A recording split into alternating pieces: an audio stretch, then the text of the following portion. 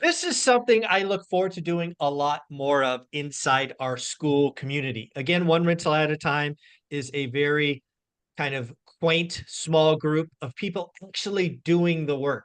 So I expect to have the opportunity to talk to a lot of new investors about where they are, maybe on their first, their fifth. Sometimes we're going to get to people that have been doing it for decades.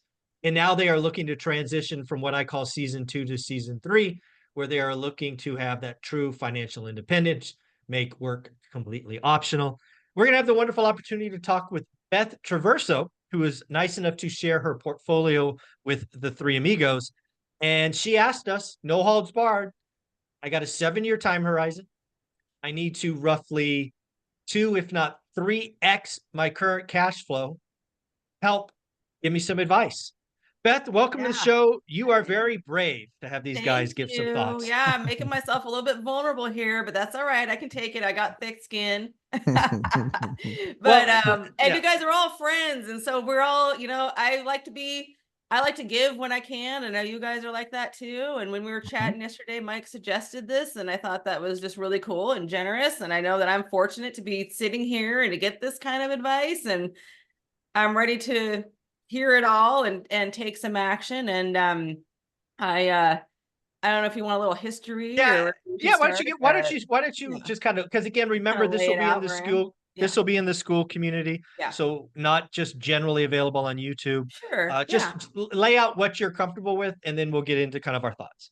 Right. So I've been investing just like recommend to people slowly over time in a high cost area in this greater Seattle area. I don't own any in Seattle proper at the moment, but they're all most within King County or short distance. And been just here and there over the last 20 years or so. I've got, well, like 18 properties total now.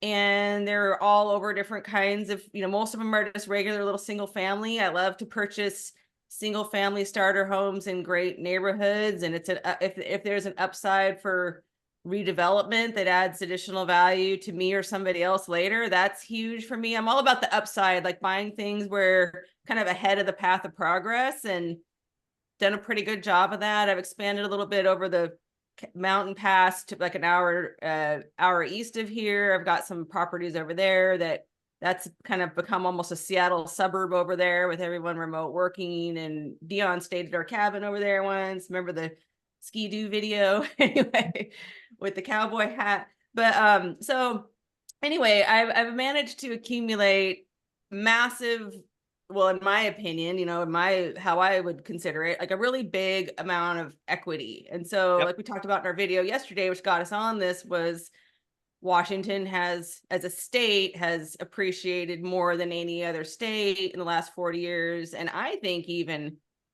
King County is more than that. I would say it's probably 1,000% or so in the last 40 years. It's a No doubt. lot. No doubt. So it's great for that. The flip side of that is that the cash flow nowhere near keeps up with the equity. So you don't get, your Mhm. rents aren't going to cover, I'm lucky that I don't have any alligators, because I bought right. But Yeah. it's if you can get something to even break even, that's a win in this area. That's not Yep. good enough. That's fine for now. And I don't need that. I've got my real Yep. estate sales business that pays the bills, and this is all just gravy. But someday I want to flip that Yep. and live off all this. And my goal is to do that when my youngest graduates high school, which is about six years now.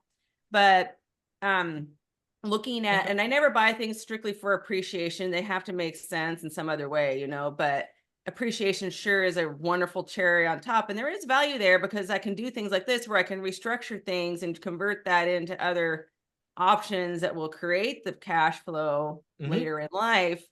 Right now, it throws off about 14,000 in cash flow, which is, it's not small Yeah. change, but it's not anything I can, where I, in high cost of living area, that's not paying all my bills. I mean, if I really Yep. wanted to, it could, but it's not, It's not it's the not going to lifestyle get you me want. there. No. Yeah.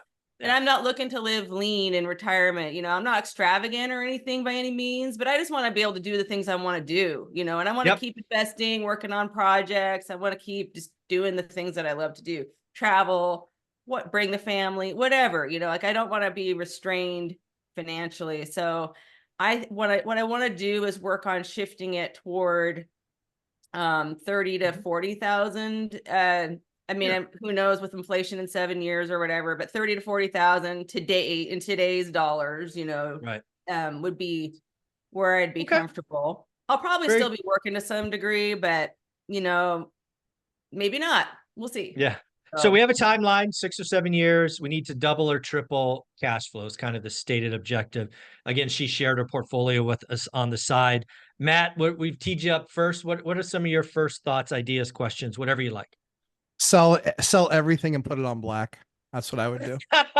No, I yeah. think, I think the, the unique challenge, which is a good one, right, is a ton of equity, but it's really largely speaking, it's untappable equity. If you Mhm. tap that equity, you're probably going to be negative rents every month, right? Right. It would need to be 1031 or Yep. sold or something like that. Yep.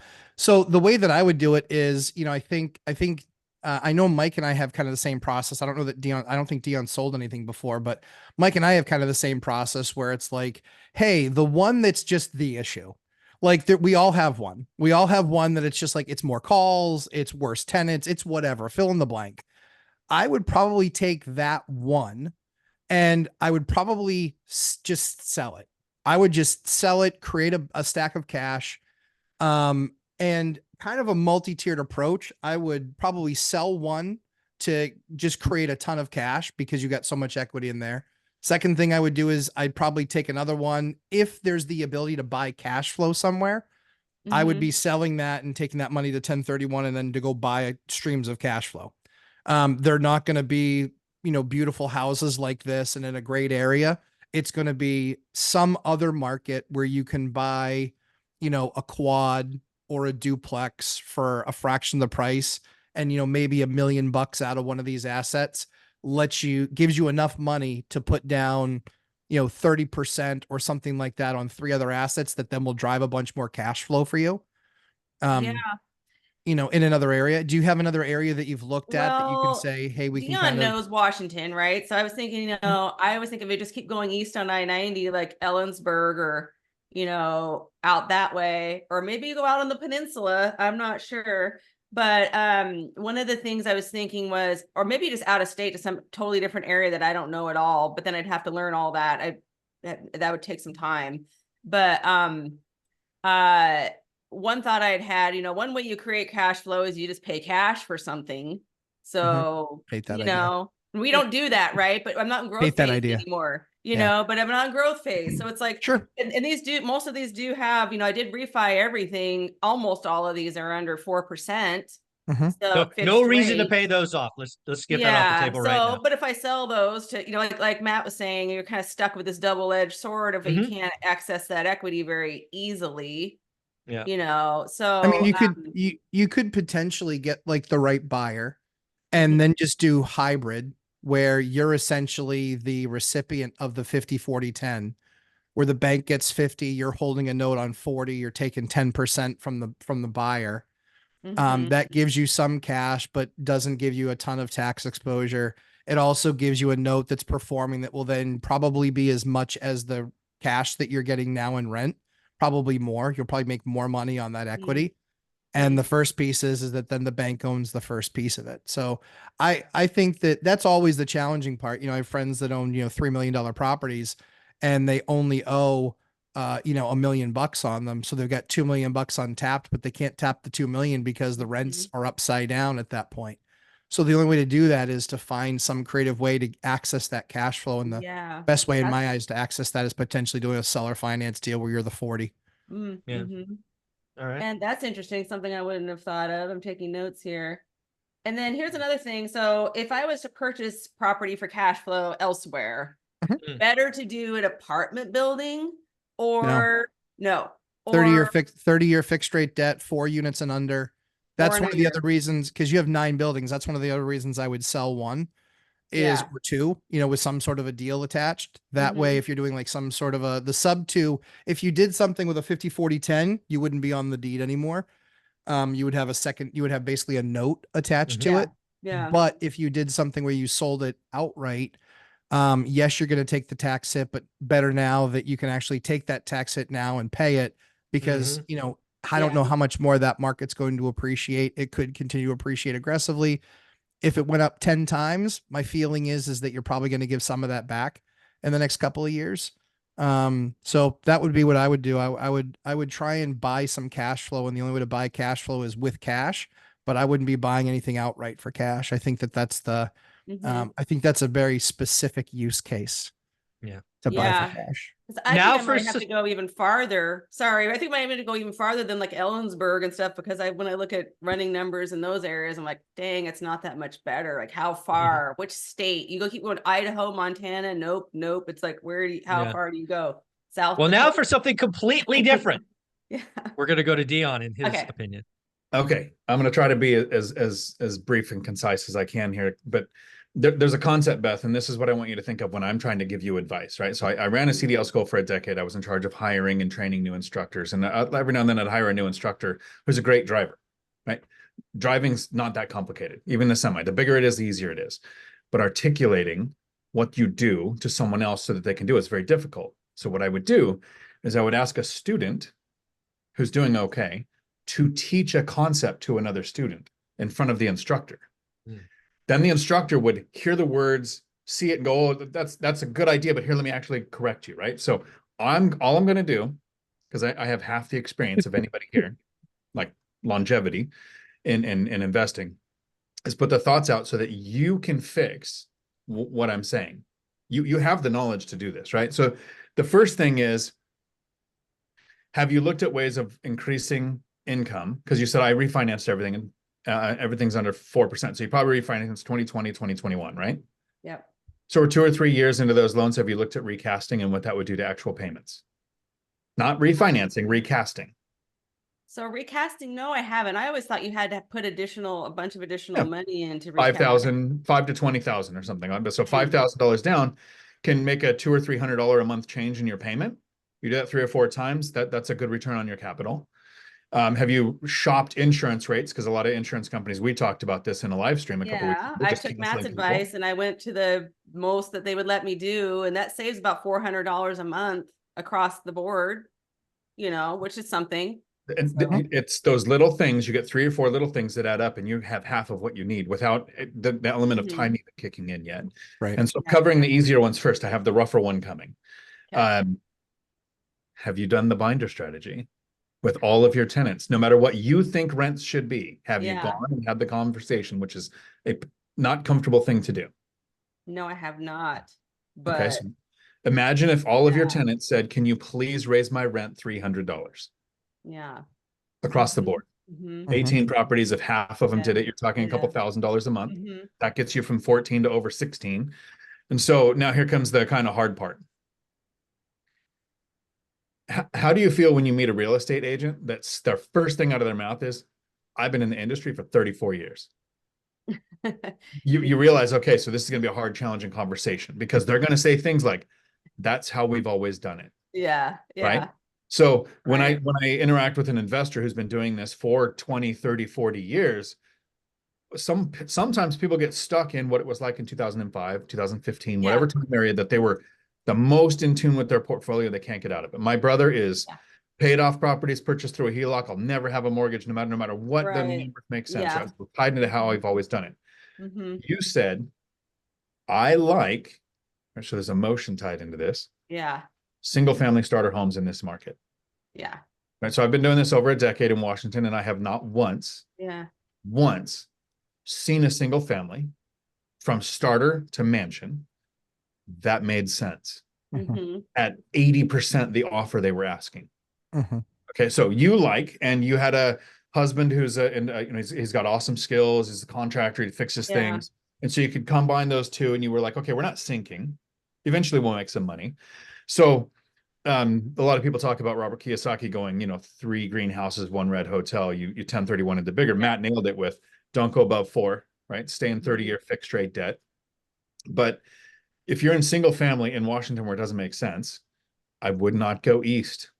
A lot of people are investing east, and it is like investing in Indiana. We've had over 800% appreciation in 41 years. Zuber just did this in his daily update. It was like 826% in just Washington. It's a Western Washington. Western, yeah. Eastern Washington Western's had carrying, about that's 10. averaging in west, east and west, and it's a different state over there. It is. So if you talked about the peninsula, yes, but what about the rumors of the airport going in Graham? What's that going to do to Spanaway, Parkland, Lakewood, right? That's going to, you're the next multi-millionaire if you invest $1 million there. True. And so with remote work, think 30 to 45 minutes further out from Seattle, the work hub of the area. And the rents are pushing up, but prices aren't. Yeah. The remote worker can move out further, only go to the office once or twice a week, so they can rent a better place and pay a higher, and it's saving them money, but they can't buy because their boss might call them back to the office next week. So I would look at Mason, Kitsap, Thurston, right? A little bit further out than you were, south and west, but not east. Really consider that small multifamily. And you have a six year, and I'm going to talk about this too, 6 year horizon where you kind of want to be there by then. Yeah. If you buy a house right now and it makes $100 in profit, and you buy a duplex right now and it makes $100 in profit, and in 2 years rents go up $100 a unit. Yeah. That's twice the increase on the duplex. Right? It's just it's kindergarten math on that. Yeah. You get the triplex or the fourplex and you're multiplying that. Yeah. Duplexes in most areas outside of King County sell for exactly the same as a house. The rent is within 2 or 3%. It's not like, oh, it's gonna be 10% less because it's a duplex. I'm getting exactly the same for my 4-bedroom duplex unit as I'm getting for my 4-bedroom house. No change, no difference at all.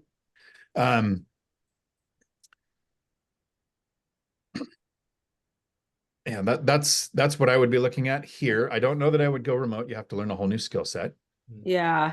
I like the idea of going south. And I like the idea of the multi-unit. I'd have to go outside my zone here because I'm in this weird little spot where they almost don't exist, which is bizarre. I have like one of the 3 duplexes in my market, you know, so I need to go elsewhere for that, which is okay. You know, but I do want it to hopefully be within driving distance, you know, so you want to, I can take a look at it. I like to see with my own eyes. You're gonna be looking for 30-year fixed rate debt, like Dion and I talked about. You know, when we talked about duplexes, tris, and quads, the inefficiencies of our markets. It's the same almost everywhere. Where we are, you can go buy a single family house that's a 3-bed, 2-bath, and if it's an older home, you're paying $450,000 to $500,000. A duplex with 4 and 4 on each side costs you $600. The rents for that 4-bedroom are more than the 3-bedroom, and so you'll find inefficiencies in the market in those small multifamilies because people don't understand how to properly value them. Yeah. I like that idea. Here's another question for you. Can I? Yeah, of course. This is your show. Is it worth? One other thing I considered, and I thought, well, probably not. But it's like, one thing I could do is I could buy a really prime short-term rental in an area that's like made for it. I'm talking like Anna Kelly quality, Beachfront. Not any fly-by-night, but like the blue chip, one on the beach or whatever, like, is that worth considering? Are you looking for another job? I don't know. Yeah, are you looking for another job? I would not manage it as a thing because I cannot deal with that. I already have a short-term rental and I don't manage it. Mike knows better than all of us. Mike manages as property manager. And it's still a daily spreadsheet. And in your case where it's guests, it's going to be 3 days, 5 days, 7 days. Every day you're getting an update, a cleaning update. Oh, the cleaner didn't show. You're going to be hearing those things. And even though you can't do anything about it, you're going to be hearing about them. And were they a good manager of the short-term asset? Does the economy get to a point where people are less on vacations? I just have less than zero interest in short-term. I know it's too fluffy. Somebody outlaws it or something, exactly. Especially in your state. Make your life a living hell. Especially in your state. Especially in your state. Yeah. Like they look for reasons to blow businesses up. Imagine Washington State. So they threaten rent control, right? They've never threatened no rentals. Yeah. They have threatened no short-term rentals. Yeah. Yeah. All right. So my Okay. turn. Yes. My turn. So I think there's a couple of things, both these guys, did an awesome job. I think one of the things that wasn't discussed is in your portfolio, you have a bunch of equity tied up in assets not producing rent, aka land, Yeah. if I'm reading this correctly. Okay. Yeah. Right. So that is equity that's not producing rent. In my world, that's a problem. Yeah. That would be the first thing I would go after. I would try to, and that could be find somebody who, I don't know where these lots are. I don't know what kind of rental income they could do as is, probably not much, but I would be converting that into an income. So to Matt's point, those are the first things I would sell. So I would okay. sell them. Go ahead. So for those, I bought a property over in Cle Elum, which is in that vacation area suburb of Seattle, practically. I remember. So it was a big house. I 1031. I sold a problem property that where somebody wasn't paying rent. Did 1031 into that, and it came with these 4 other properties already on as part of this purchase. So Understood. I'm rehabbing the house. We were going to keep it for our second home, but now I decided I'm going to short-term rental that. And Fine. yes, I know all the things. The manager that we have for the other one, That's he's going to fine. manage this one. Your call. It's just gravy, because it's costing a fortune to rebuild this thing because it's old and it was rickety and it's huge. Anyway, so we're doing that. It's going to be, I think, a pretty nice short-term rental, probably better than the other one. And Okay, then we've fine. got this, it's on this beautiful, it's almost like feels almost like a campground there. It's this gorgeous setting. And we've got these 4 other properties that I had this idea, maybe it's a bad one, but I don't know, but building these little cabins or houses on these other lots that could either be, you could rent it as a camp to big groups or sell or rent them individually because there's a lot of demand for rentals there, or sell one, it's like, but you got to build something on it for it to be worth anything. And so let's play this out. Thinking about building those out and then I got it. Let's play it out. So option 1, you sell them to someone else and they build something on it. Does that impact your big house in some way? I mean, is it viewing? Yeah. Could you see them? I'm worried that somebody might junk it out with a bunch of cars, trucks or whatever. It's just that kind of area, Yeah, I mean that's a choice.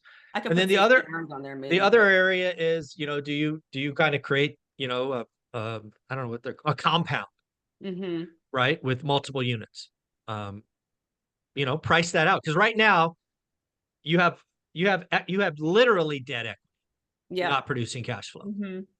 You got to figure that out. Agreed. So do you buy these little, I don't know what they're called, little like teepee things that you kind of drop in? You got to figure that like land, an A-frame cabin or something. I'm working with an architect to figure something out to put on those 3 lots. There's actually 4 lots there. No yurts, Zuber. No yurts. Yeah. It's got I don't know. It's got to handle the snow load too. There. Okay. Yeah, I don't know. It's got to be an actual structure. But yeah, I hear what you're saying. Put something on there. You got it. That has to produce cash because that's doing nothing for you today. Yeah. Right. So you got to figure that out. And again, if it really does, if selling those 4 lots hurts the big house, maybe the answer is, do you sell the big house after the remodel? Yes. Could be. Yeah. Yes. Right. Because that's, just looking at the deal you put together, it's like these 4 lots were the cherry on top. So you get all your money out selling the big house and these are all bonuses. That doesn't suck. Just have all the approvals already approved on the 4 smaller lots before you sell the big one. So that way you're your own abutter. Buildable. Yeah. You want to be your own abutter. And then you have another vacant commercial lot. That one's one of my best rentals because there's no building and I get $1,200 a month. Oh, so that does produce it. Yeah. Okay. I didn't know produces. That's fine. Fence there and like $300 a year property tax. I like that one. Oh no, that's great. Yeah. Okay. And that one I can build on it later, a commercial building if I wanted. So again, and all then, the things I could build, but I am not a builder. So that's then you have your commercial building, which I think is your office. Yeah, that's where I'm sitting right now. And that's something. Right. So you got a lot of equity planning on selling in your you got a lot of equity in that portfolio or in that one unit. It's at least on this spreadsheet, it's more than 10%. That one building is more than 10% of your equity, and it's your office. So what I would do there is I would probably go look to tap that equity where the payment would be roughly what it would cost you to rent that. Like if you were going to rent this for your business, because right now you don't have an expense, but if you're renting a space, you can rent it and have that be a business Yeah. expense. And then that is immediately equity you can deploy somewhere else. So I don't know what you probably get 30%, 40%, something like that. And I did set it up so my side there's two sides to this building too. And so the other side right now is vacant for reasons I won't get into right now, but it's infrastructure stuff going on in the area. Anyway, that side will rent for probably about $4,000 a month once it's rentable. So that'll that's be great. helpful. That'll be cash flow there. And then, but my side does have 51%, which when we were doing this rehab on this building, I was told that can help you get an SBA, qualify for an SBA. Correct. On the owner occupied side. Yep. Bo and my Eckstein business does rent it for myself. So, exactly. Yeah. So, so there's money there. Again, you could extract just, again, no alligators, right? If you would pay $3,500 a month for a like space, then guess what? That would be roughly the equity I would take out. And then I would have that to deploy somewhere else. And then the last thing, I just wanted to close on this. Let's just say you want 40 grand a month. That's the number. I just want you to realize how close you are, because I don't think you realize how close you are. Without giving specific numbers, let's just do basic math together. Assume you had sometime in the future, because again, Washington's doing what Washington does. You had 10 million bucks in equity. Did you know 10 million times 5% interest is 500 grand a year or more than $40,000? Yeah. So one answer might be at some point in the future, you know what? Let's just liquidate everything, put them all in 10-year treasuries. Because if you want 40, you could have that. I mean, I thought about that. Yeah. You don't It'd have be really, really hard for me to do. I did think about that. It's true. I know. Like I could flip the table over. So, I can do that. You're a lot closer. That's what I wanted you to kind of end with. You don't have to make massive moves. And here's one other thought I had. So I know I'm not banking on appreciation. Like everything stayed exactly the same value it is now. Okay. But it's not going to over 7 years. It just never has. Even during the Great Recession, it didn't, I was investing during that time.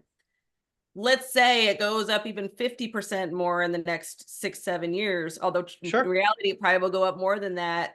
One thought is there's a couple of these properties that I bought just as appreciation plays, which I can do that because at this point in my investing career, I can do that. I got some couple of properties just for that. And those are in the areas that are appreciating the most too. And so those two, I was thinking I could sell those.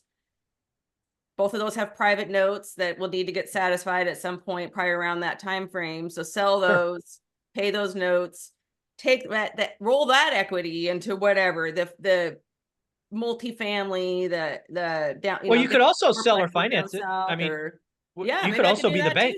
Just be the bank. Be the first. Be the first at 7 or 8%. That's a good idea. I hadn't even thought about that. So. Yeah, wherever the market is. But yeah, again, one of the things you get to do, because again, I want to celebrate you doing the work. I want you to realize you're closer than most people think. You have options because you've been doing this for more than a decade. You've been doing this for 20 years. You just have a couple of little moves. And then let's talk about the big thing that I differ from Matt and Dion. You can get 30-year money on apartment buildings. You can go to DSCR lenders, aka Velocity Mortgage. He's done multiple apartment buildings for me at 30-year fix. But even better, because you are Beth freaking Traverso, you are a top 1% agent. Get off your ass and tell everybody around you want to buy a seller financed apartment building. Yeah. Just do what you've done for 20 years in houses. Scream from the hilltop that you're willing to buy an apartment building, but it must be seller financing. Just do what you do and you'd be shocked. I think your blinders are on too much to kind of where you're comfortable, to Dion's point, with single family. Right. Just take that skill set. You've done multiple seller financing deals. It's on your sheet. Yeah. Think bigger. It's out there for you. Yeah. Yeah. Thanks. This is a swift kick I need. I appreciate that. Well, that's what we do for friends and family. Again, this will live on the school community. We'll go around one more time. Matt, any kind of closing thoughts or feedback for Beth? Yeah, I mean, I think the nicest thing about any business is having as many outs as you can possibly get. So you pick the out that you like the most. I think that, sometimes it's exercising the muscle and selling an asset and then saying, okay, I've got a significant cash position now. Now I can start to make moves. I think the biggest thing is I've done some of the development stuff, and the most important thing is, quite frankly, making sure that before you start selling off pieces, that you actually are your own abutter when you're going and getting approvals. And Mm. that people in those particular cases, they already have ADU plans and DADU plans that are approved for those types of spots. Mm-hmm. I'd be just putting something simple together, because if you have an architect do it, like, you don't even need an architect. You just don't. You don't, Yeah. because you use already on plan DADU plans. Oh, I And would too. Yeah. and I would Architect just waste of money. exactly. I would just go forward and have an attorney go to the city council and basically go through the approval of getting those things approved. And because you're your own abutter, you're not going to have an issue. But then you actually have assets that are sellable, and with already a building approved lot. That's what I would be Value doing. goes Yeah. up. Yeah. The value goes up a ton. Like, somebody just bought something around me. They paid 300 grand. They spent 6 months going through all the planning and all the stuff that they had to do. They were able to push the city to get 31 units out of something that was previously 11. And so And they bought it for 300. They sold it for 900 grand. And that was just after 6 months worth of work. And that was Yeah, only there's approvals and six price. months and probably like 50 grand, maybe. 50 to, yeah, if I had to Yeah. guess, I would say it was sub 100. Yeah, sub So 100 for sure. I would say Yeah. all in, they were maybe 400 tops, but they walked with a check Yeah. for 9 for Mhm. 6 months worth of work.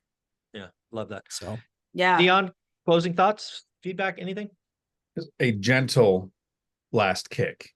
Oh no. Lay it on me. you guys are so rude. You said a couple of things that don't align with your goal. Okay. Right. I want 30 to 40,000 a month in cash flow within 6 years so we can retire. And then this is when the kid gets out of high school. So you're planning on working on one of your last few years where your kid's at home with you, that you could spend more time with them. So I don't like the 6-year timeline. I wish it was sooner with your experience and what you've done. But you have a mental reason that you want to do that. But the first thing is, you said, I'm not a builder. But hey, look at all these options. I could build this, I could build this, I could build this, I could build this. You're not a builder. That doesn't align with increasing cash flow. That's a whole nother Yeah. job, right? And then the second thing you said, well, we purchased this as maybe a second home, and now we're going to Airbnb it. And so this is the gentle kick. This is a mistake a whole bunch of investors make, and we should probably make some topics on this on our channels, is people say, I want to buy a boat so I can have a boat, but Airbnb it when I'm not using it. That way I have a boat when I want it. I'm going to buy this place in Mexico so that I can Airbnb it, but I have a place in Mexico that I can go to when I want to go there. So you were thinking second home, or you were thinking this compound. Yeah. Oh, my compound would be nice because when I go, I don't want somebody to build something next to it. Instead of taking this equity that you have, rolling it into something that is what you understand and know, the rentals, that cash flow, and Mhm. now they produce the money, so that in any given month, you could take 50 grand Yeah. 1 month and not even feel it, and just go, I'm going to take this, I'm going to rent this one place that's a perfect, everything I've imagined place that Yeah. someone else has to maintain, and spend the money on that from the money that you create by making those choices. So the last Yeah. thing, what are you willing to do? Give up the Mhm. build, give Mhm. up the second home idea. Yeah. Yeah. Yeah. don't build. Yeah, it's not. I know. not- I just feel like that's going to end up being a money pit because I'm not a pro when it comes to that. Well, Not it that will, know- I can figure it out how to do you'll it. get but- you'll get good right when you've run out of properties to build. Yeah, Yeah. exactly. Right. Right when you're done. So like I said, get those approvals, and then you sell the approved dirt. That's the Yeah, and there's that's one in the particular best. that I'll say that it's on Falls Avenue, one of these ones in Falls Avenue in Snoqualmie, that's owned free, the one that's owned free and clear, down at bottom page 1. Anyway, that one there is zoned for you can go 3-story mixed mixed use. mixed yeah. use, commercial and residential. And somebody else just broke ground on one near me where they were doing 11 units and commercial on the main level. Yeah. And that just has a little rickety house we're renting. That's great. But that one, I think, is the one that would make sense to get all the permitting done. Mm-hmm. I would do So the I could see myself making some mistakes trying to build that myself. I would do and the I would spending do way the too much I would do money. the 4 lots first. It's low hanging fruit. Okay. That creates cash. Then you look at Yeah. a bigger project like that. You can go through that project. One of the things that the key with a lot of that, the cities all want commercial on the first floor. What you Mhm. do is you can get a variance done where you can actually get parking on the first floor, and then you're the only building with all the Mhm. parking that you need. And Yeah. that makes you a #1 attraction in that Mhm. area. So what if you don't have the income producing of a couple of commercial units or a commercial unit? You have Yeah. all the parking that all of your tenants need, which is better than what any of your competition is going to have, because they're always trying to put the biggest property on the smallest swatch of land. And then they're just like, screw it. No one else has parking either. Be the Right. person that always has the parking. Be the person that has dedicated Point. spaces to those spots, because the little bit Mhm. of money that you're going to make out of commercial spot, let's face it, Ain't most of that these great? towns, the Yeah. commercials are a revolving door. Very rarely Mhm. are you going to get a tenant that's going to be there Yeah. 5+ years. So turn it, Yeah. make it parking, and then have something exceptional from an asset perspective that no one else has. Good Yeah. point. I like that idea. Okay. Did it Yeah. worked? At Mhm. the end of the day, Beth, I love you coming here, being vulnerable, sharing your story. You know, I think you're a lot closer than kind of the feeling I got yesterday when we talked about doing this for you. You do have a lot of debt equity that's literally not producing income. I think that would Yeah. be what I attack.